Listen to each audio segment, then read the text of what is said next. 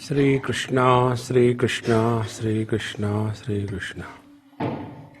Gurur Brahma, Gurur Vishnu, Gurur Devo Maheshwaraha, Guru Sakshat Param Brahma, Tasmai Shri Gurave Namaha, Tasmai Shri Gurave Namaha. Meditation is a means, and therefore, after the purpose is over, we drop the means. We don't hold on to it throughout life. Like while taking food, we have got the spoon as a means. So we take the food in the spoon, put it in the mouth, and we don't eat the spoon. Food is kept inside, spoon is brought out. In the same manner, meditation is just a means. Therefore, don't give too much importance to meditation. Give importance to the goal. Whether you have a golden spoon or you have a plastic spoon or a steel spoon, it doesn't matter. What you eat is more important. Suppose you have got a plastic spoon and you are eating something very good like rasgulla. Or else you have got a golden spoon and you are eating dry bread. So what is important is not the means, but the goal. It is here most of us make a mistake that the means and the goals are confounded. Means are used necessarily, but we drop it. Like from childhood onwards, we have studied through various stages. First we went to KG1, KG2. Now, do we continue to remain in KG1, KG2 throughout life? After the purpose is over, we drop it. Then we went in the middle class, that also we drop. Then we went to the high school, that also we drop. This is the process of evolution. Childhood we drop, teenage we drop, middle age we drop, old age we drop, and this body also will drop afterwards. Once this is accepted in principle, then you will get the meaning when I say meditation is just a means. Now, what is meditation? Yesterday we have seen the destination to be reached through meditation is twofold. One is freedom from body identification. Till such time we consider ourselves to be the body, we will start spending our whole life only on body, body, body. Nothing else. And what will you do with this body? One day it has to become old. One day it has to die. But if we keep on holding on to that only, we have wasted our whole life. Therefore, the first goal is freedom from body identification. Now, the next step. Unless we are convinced of this goal, that meditation means freedom from body identification, if we are convinced, then we start working on it. So, yesterday we have seen how through the process of practicing asana, we are able to get out of body identification. And if we analyze our own experience, we come to know that we are not because of the body is because of us. when we are not identified with the body as in dream and deep sleep, we still continue to exist. So we don't exist because of the body. The body exists because of us. It is for this purpose they talk about the karmashaya. Patanjali says that all the karma that one has done in the last life, based on that, three things happen: jati, ayu and bhogaha.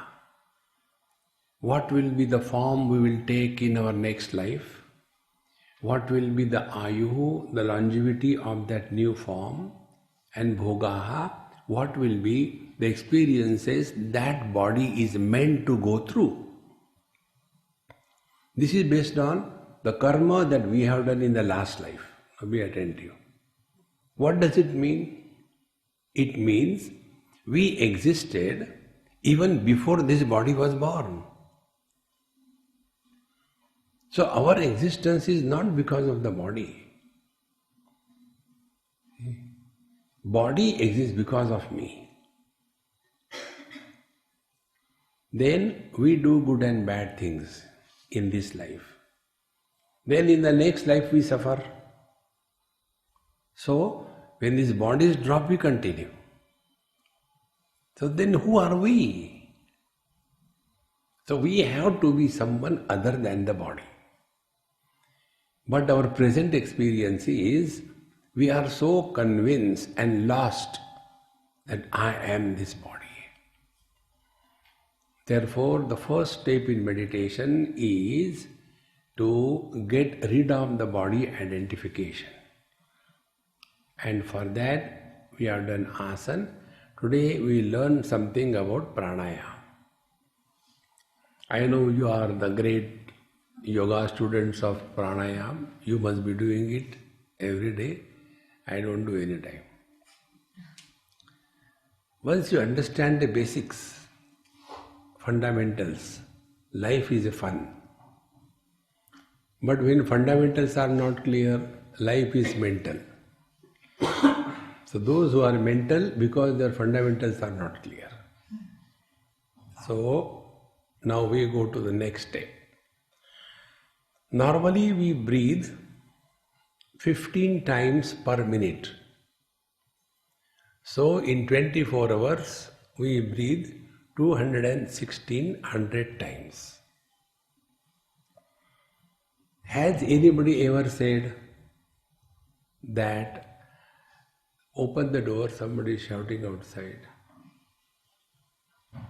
If somebody comes late, don't worry, let him come. They have not done any crime. Now look at me, there is nothing important there. Human mind, who has come, how does it matter? So, we breathe so many times. Now you do pranayama. Be very attentive. If I am a military teacher and you are the new recruits, and I'll teach you left, right, left, right, left, right, and you do some mistake, one student does a mistake, so I as a teacher will punish you. Now what will be the punishment given by the military teacher? Put the haversack 20 kilos, lift your rifle up and run around the parade ground 121 times. Punishment. The poor fellow will keep on running. If I am a Sanskrit teacher and if I have to punish you, write Bhagavad Gita completely in Sanskrit 121 times. Oh God. Punishment. If I am a yoga teacher and if I have to punish you, you are not doing right. Okay, punishment. What is that? Do Anulom Vilom for 21,000 times. Oh God, my nose will break. I can't, Okay, do it 21 times. Okay, you start pumping the air. Then after you do it for 5-7 minutes, 5-7 times, I said, now stop it. Now listen. How many times you breathe per day? I breathe 2100, 216, 100 times. Very good. Have you ever said that I am tired of breathing here, I am going to stop now? Then why we are tired of pranayam? Pranayam is nothing but breathing only. What is the reason? The reason is pranayam is done. Breathing happens. In breathing, wherever there are efforts, we are not normal. See? Similarly, when you are sitting here, if you have got lot of efforts to sit, because the leg goes here, leg goes there, back pain, here pain, and you keep on doing 20 times like this, then you are not normal. There's something wrong somewhere. Therefore, once we park our body on the seat, get out of it. Like when we go to some mall or some place and there is a board, towing zone, don't park here. And you think, I'll just go 2 minutes and come back from the shop. So you park the car in a wrong place, in a wrong way. Just go for 2 minutes and the towing van takes it away. So during that time when you are inside the shop, your mind is there only. I hope nobody takes it. I hope nobody takes it, and it is gone. Exactly the same way. When you are sitting on the seat, park the body and get out of it. Don't think again. Then your mind will be available for something else. Now our mind is totally buried in this body. Therefore, the goal of meditation is freedom from body identification. So, we breathe 216 times. And our breathing is so normal that we do not bring out the unwanted gaseous toxins from our system. The reason being, we keep on eating whole day, and the food that is eaten is used in 3 ways. Number 1, the food, part of the food is used for building the tissues of the body.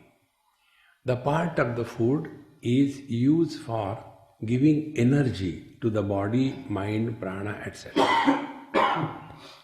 And the metabolic byproducts which are unwanted by the body to be thrown out, they are again of 3 types: solids, liquids and gaseous. Solids are thrown out through the fecal material, the liquids are thrown out through the urination. But the gaseous toxins, which are the byproduct of the metabolism, they are accumulated in our blood system. And these toxins, they saturate our blood. And whenever there is saturation, the excess toxins are thrown out of the blood. Now where they will be thrown out? Wherever there is a space. So the space is between the 2 bones called as the joints. So all the toxins are thrown in the empty space between 2 bones, the joints, and they being toxins, they start working on the heads of the bone and the cartilaginous disc if it is there, and the synovial fluid is dried. So as the age grows, these defects start coming. It's only because those toxins were not removed. It is for this purpose the one part of the pranayama is. Now the second part of these toxins in the body are, they act as a stimulus for the mind. And therefore, even we do not want to think, the mind will keep on thinking, unwanted. The reason being, these toxins are the stimulus to the mind. Like you are sitting now here, just imagine, there is a small little stone or something hard below you. Very small. So when you sit down, earlier because of your biological cushion, you won't feel bad. It will be absorbed. But after some time, that small little thing will be enough to disturb. Every now and then will do now. In the same manner, these toxins keep on sending stimuli to the mind and the thoughts keep on coming.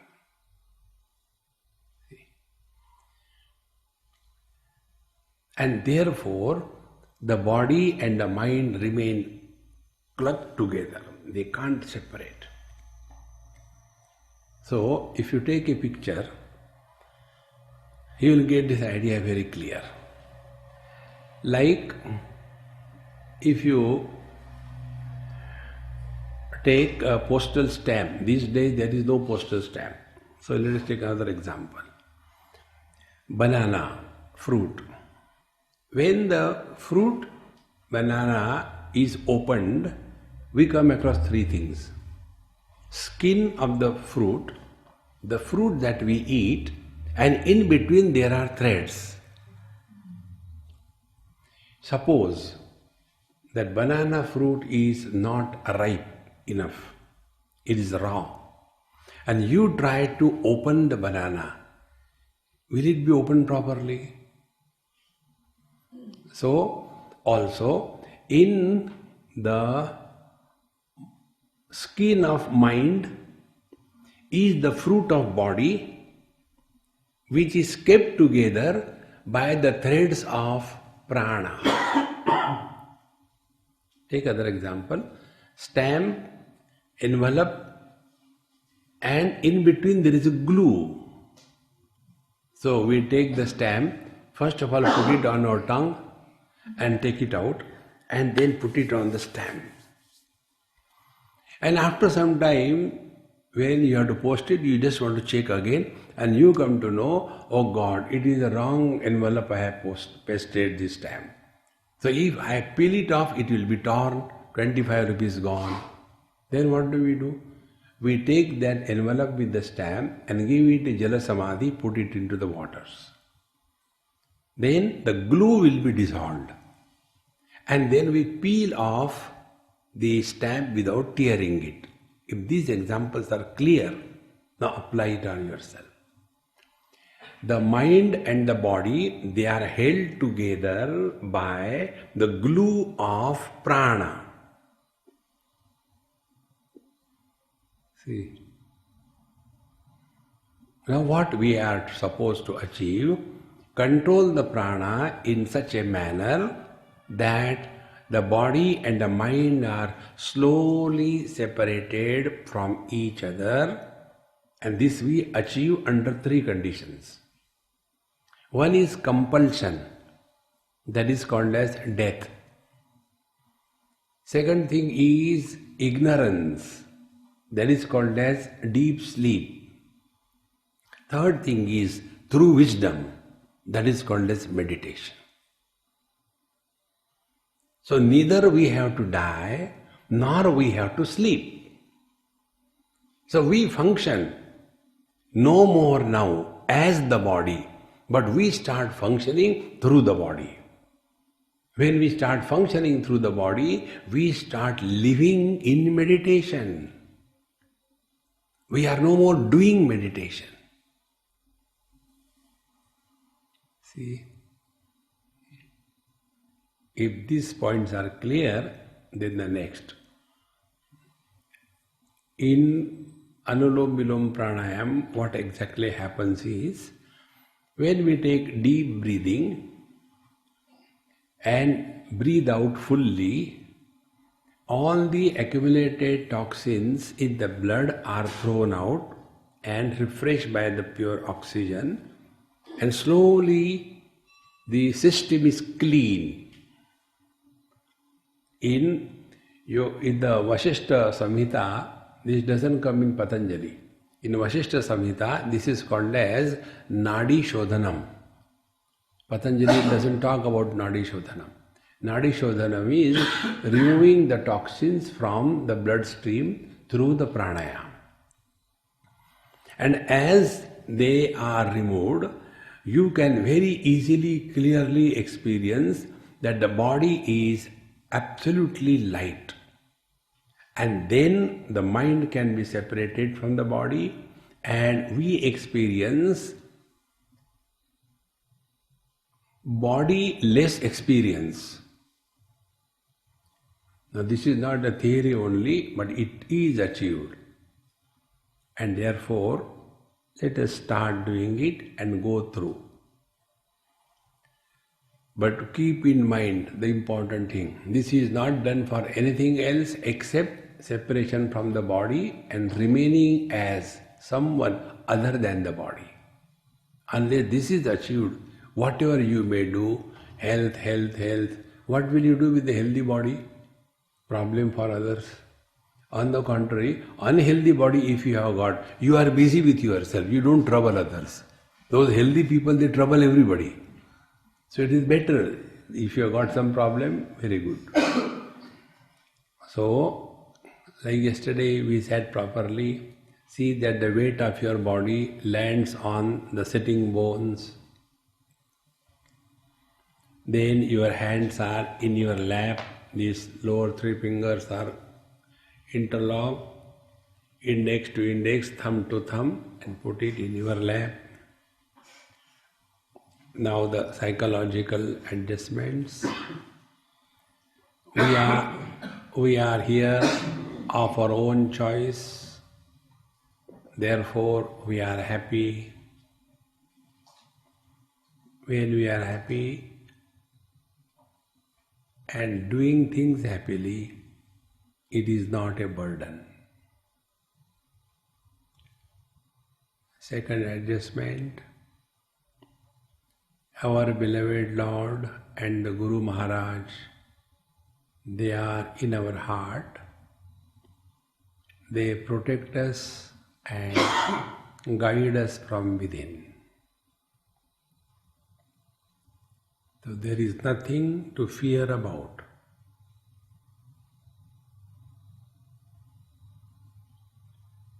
Number 3,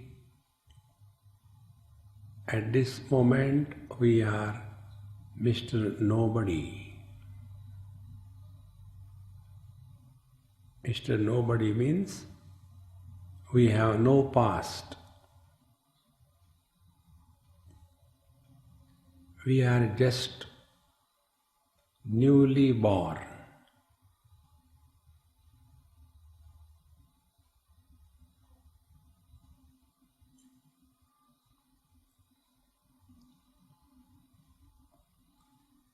We don't plan anything what we will do after meditation.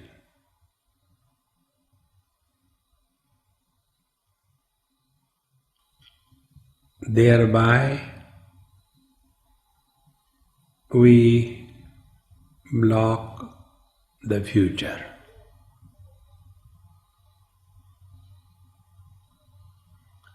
Now we are in utter present.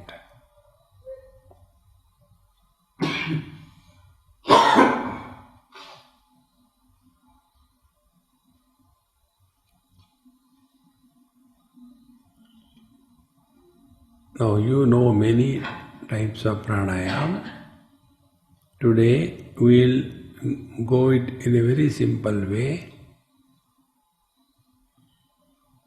First, squeeze your stomach inside upward and first listen, don't do, and then you will do it. First, squeeze the stomach inside upward, thereby breathing out completely and fully. Then breathe slowly.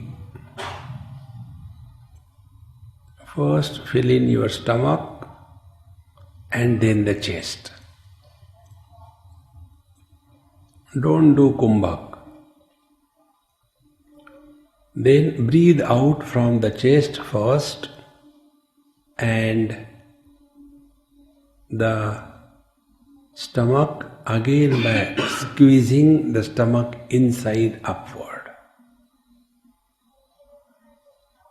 Then again breathe in. First fill in the stomach, then the chest, and in the reverse order breathe out. Normally we breathe 15 times a minute. This we can reduce to 2 to 3 times a minute. When this is practiced for some time, the Nadi Shodhanam will happen, and the next step we will tell you when we come to that point.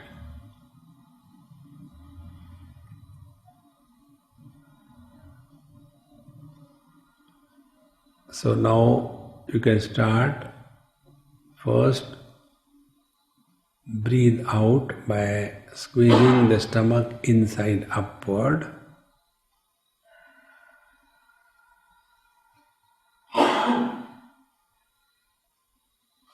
Now breathe in.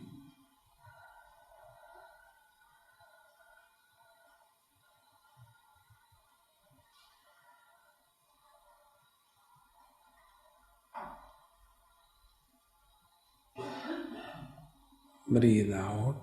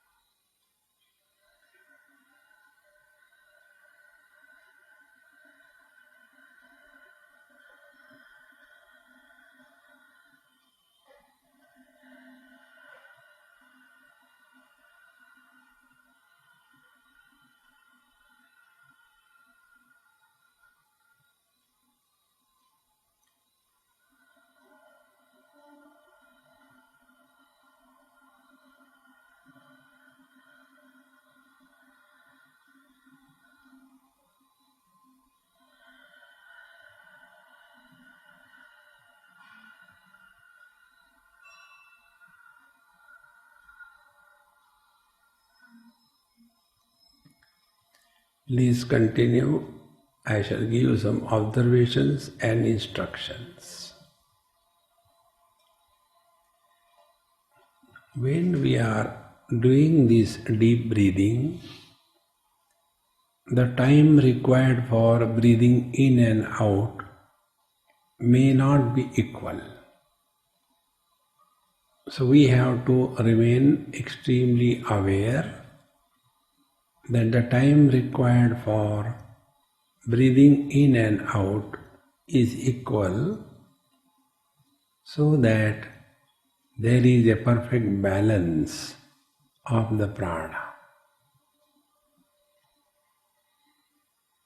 Second thing, do not concentrate on breathing. Remain aware that breathing is happening.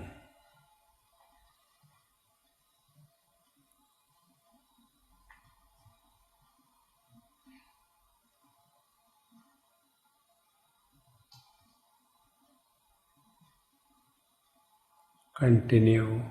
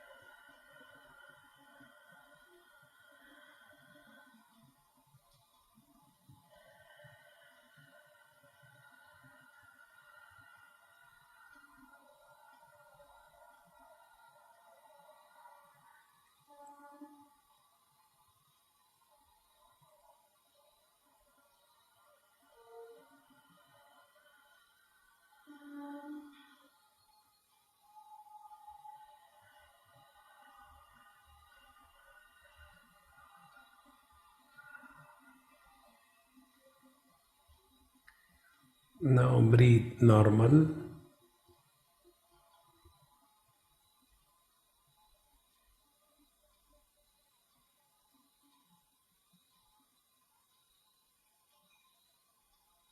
Some observations. Our base has become firm. Vertically, the body is steady. The weight of our body has increased on the base.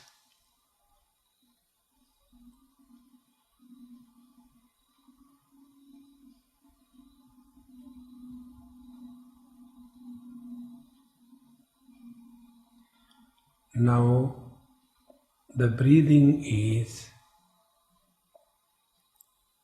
extremely slow and shallow.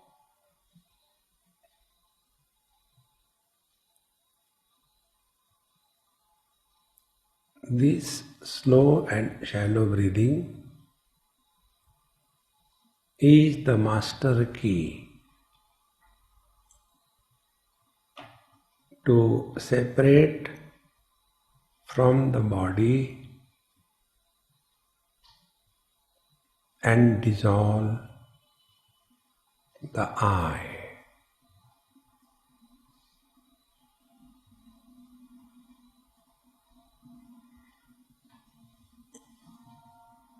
What actually happens is the mind gives away the shape of the body and thereby merges in the total one mind. Because of which the life is sustained in the body.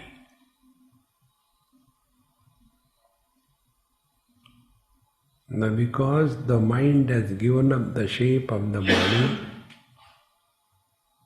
now if you observe your own experience,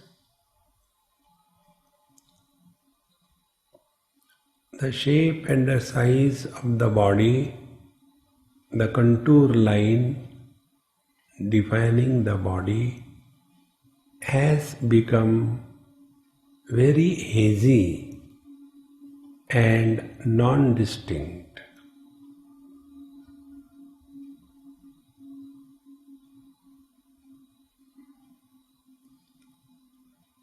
Therefore,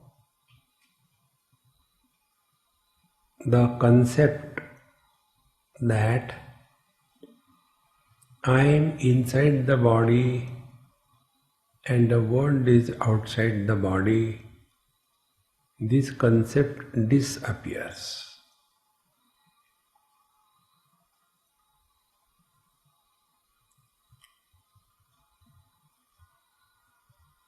Now we are like the space.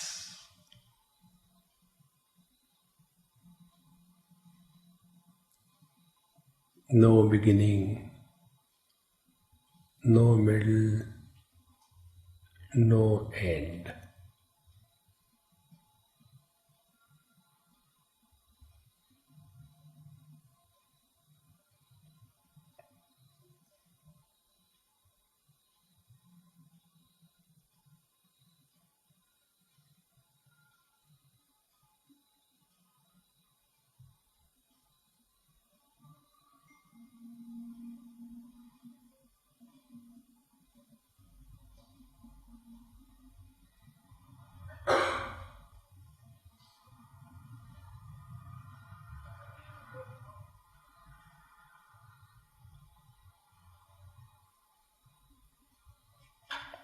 Because the mind has given up the shape of the body,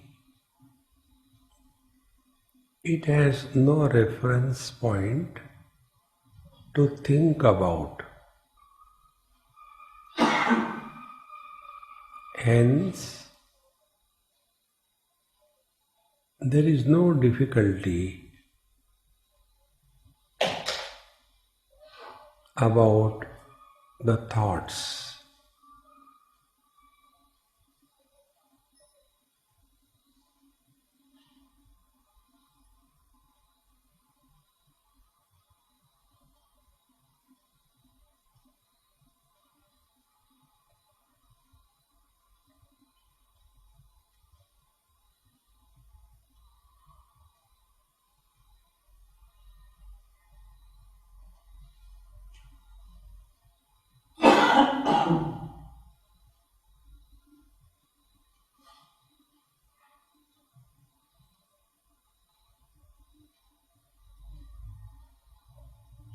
Do not concentrate on anything. Concentration belongs to Prakriti, matter. We simply remain aware. In concentration, there are efforts. Awareness, there are no efforts.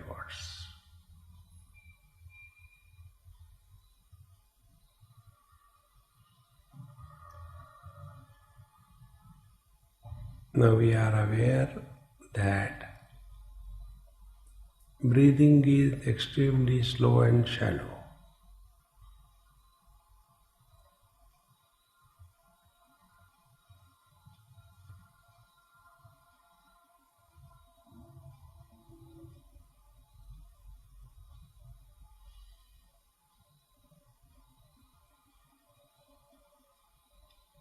The shape, size of the body has disappeared.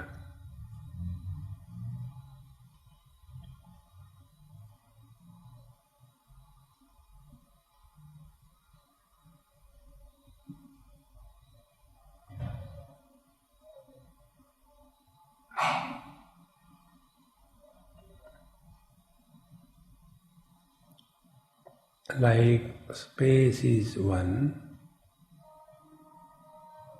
similarly, the mind is one.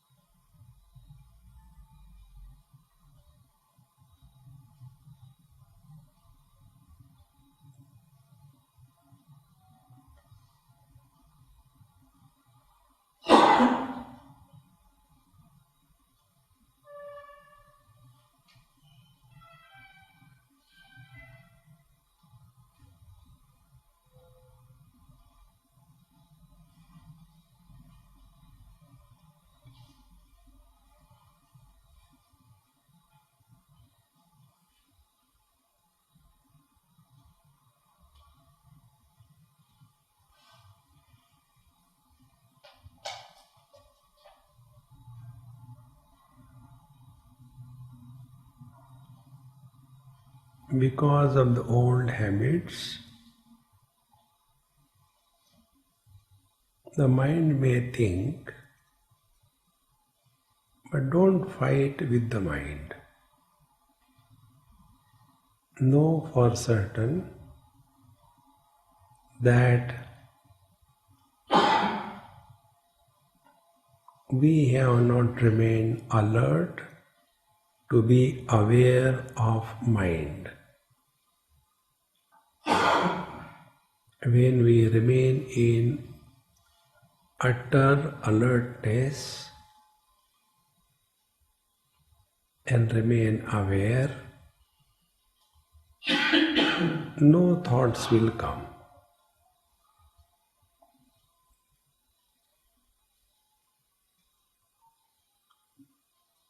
Understand the difference between concentration and awareness.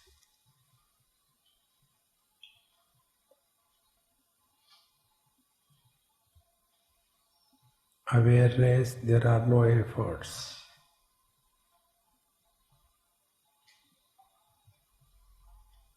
Concentration, there are efforts.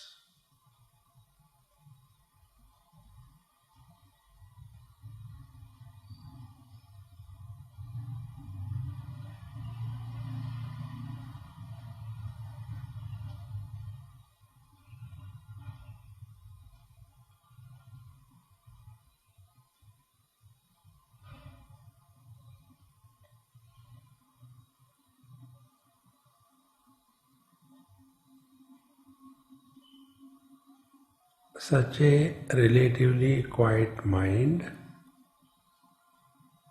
now it is engaged in contemplation.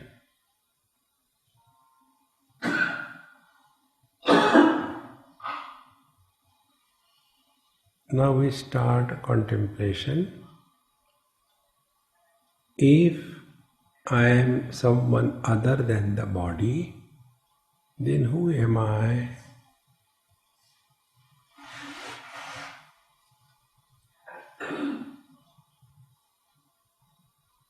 So, other than the body means what?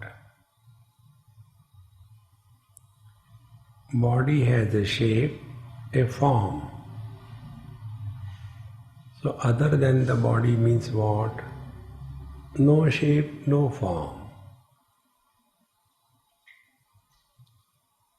So, what is the shapeless, formless?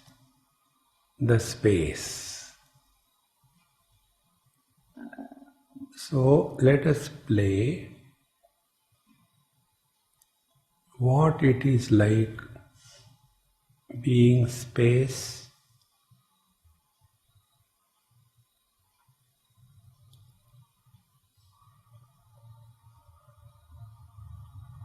Space has no beginning, no middle, no end.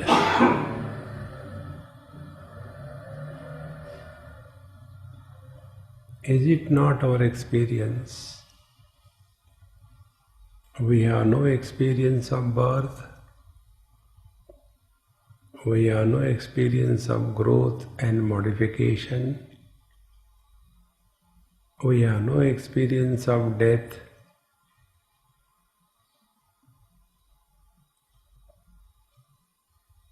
This is what we essentially are.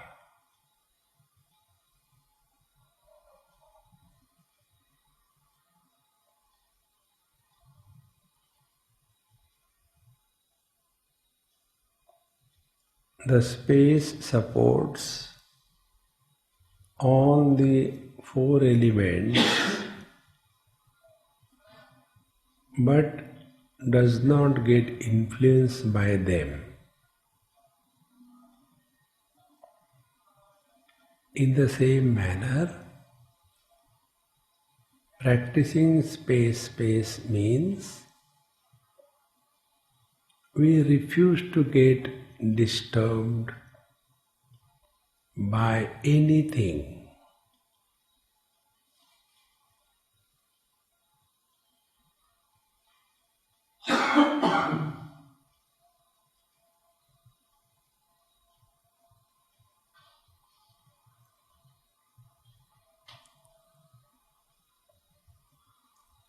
This is not an achievement.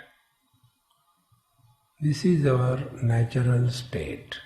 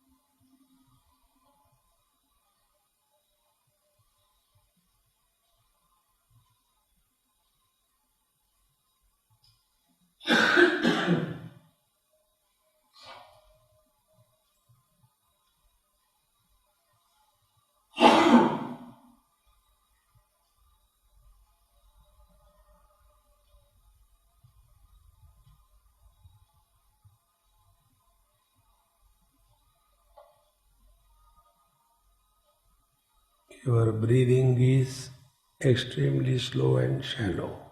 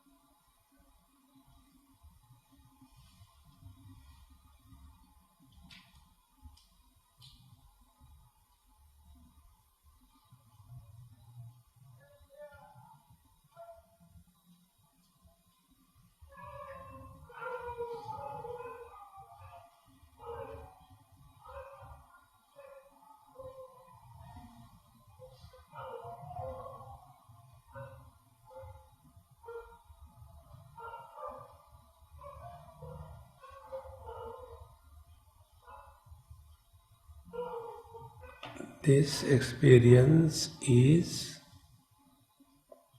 not like Jada Samadhi, wherein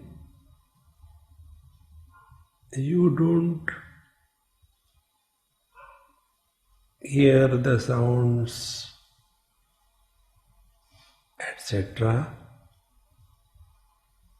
But in this experience, we are aware of everything. The difference is now we no more get influenced by all the perceptions.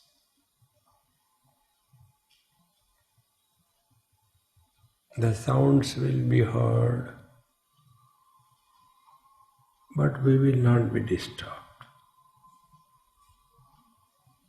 There may be pain in the body,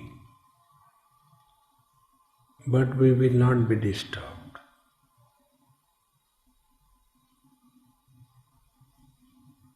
And therefore, it is not like a deep sleep.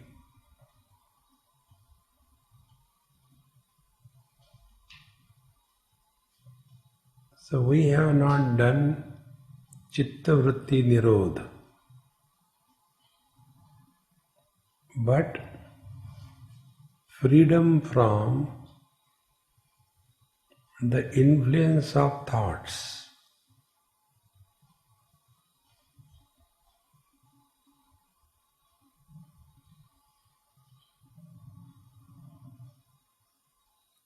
Let the thoughts come, who cares?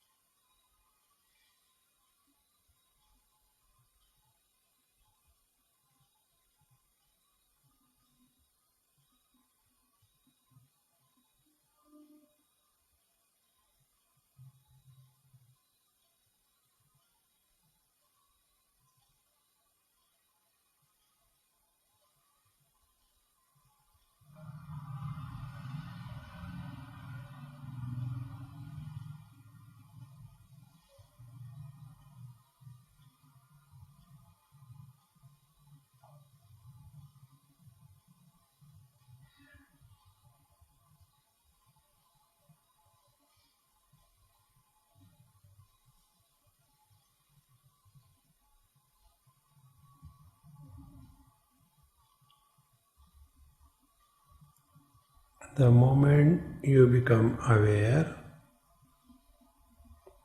whatever may be the thought process, it will stop.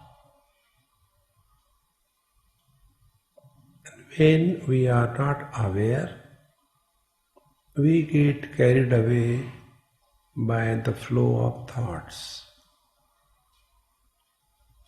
So don't suppress the thoughts, but remain aware and indifferent.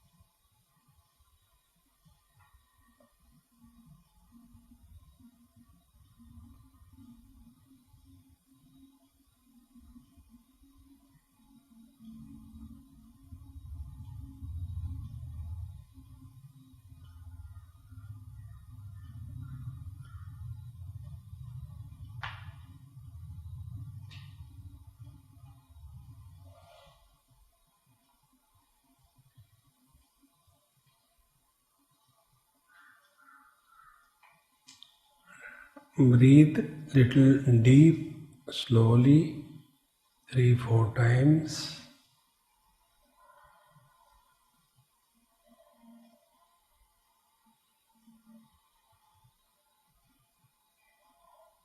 And see the process of inclusion of the body in the mind. Now the contour line of the body, everything has become very clear. Move your toes and fingers, squeeze them, open them slowly. Don't do anything violently.